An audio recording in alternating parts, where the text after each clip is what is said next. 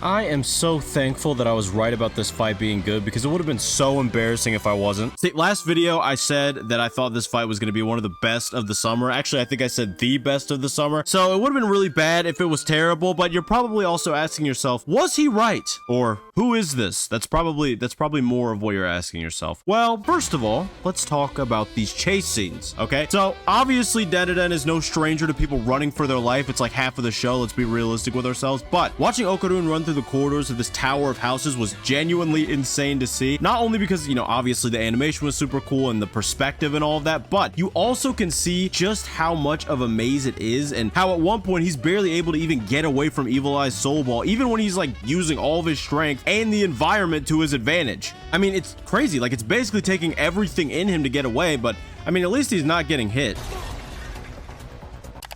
Well, I'd like to apologize for my previous statement. Okarun unfortunately gets a horrific two-piece combo that probably left him with a third of his HP, but thankfully he manages to dodge a blow that probably would have finished him off or almost would have, like 1 HP left. The thing is, he's not the only one being damaged though, even though he's the only one getting hit. Because, see, I forgot to add this. The Mongolian Death Worm, you remember that from the last video, or if you've actually been watching the show, you remember it obviously. Well, it is spraying poison everywhere right now because Evil Eye was eviscerating it so much that it ran away and it's using this as like a last resort basically. So, you know, since there's poison, they need to move to a different location or otherwise Evil Eye's also gonna pass away and he doesn't want that. And since they can't really leave because the exit is so high up, there's only one thing that they can do. Evil Eye decides to make his own DIY project. Okay, he makes a miniature house out of souls. Souls of people that got sacrificed in these rituals. Now, besides the fact that the house looks really cool, obviously, I also want to mention that there's a really cool detail, which is that you can actually faintly hear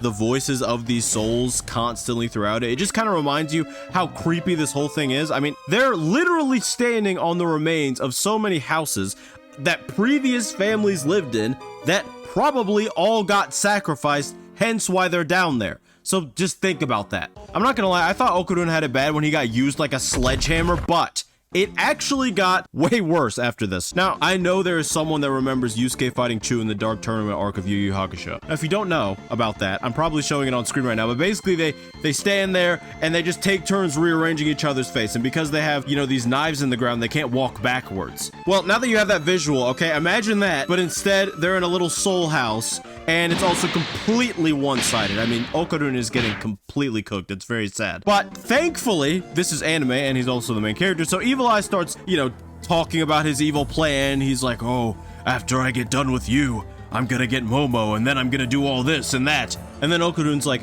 first you've hurt Momo and second of all, you've corrupted my dear friend Gigi and that's just too much for me. So that basically leads to him powering up and oh, man, I bet Evil Eye really regretted making that little house because he was getting the crocodile treatment. Like, he was giving him an 100-piece combo. It was like a Budokai Tenkaichi 3. You know, when you have max power, you got like the blue bar and it's sparking and everything. I used to do that all the time as a kid. Anyway, he's genuinely getting juggled. Like, he would give him a 20-piece combo, let him fall down, give him a 20-piece combo over and over until he got to 100. That is like a very embarrassing way to go out, honestly, after everything. But yeah, I really enjoyed this fight. I enjoyed the choreography. I didn't even mention at the beginning, he's like doing this really cool thing with the soul ball again. He's very skilled. I think, honestly, he was using Gigi's soccer abilities. I kind of figured, or football. I figured that out when I was watching the episode. I kind of wish I would have mentioned it in the last video, but it is what it is. Anyway, I hope you enjoyed my coverage. Follow me, subscribe, wherever platform you're on. I don't know. And of course, another video is coming soon. Also, I'm excited to cover more Dandadan too.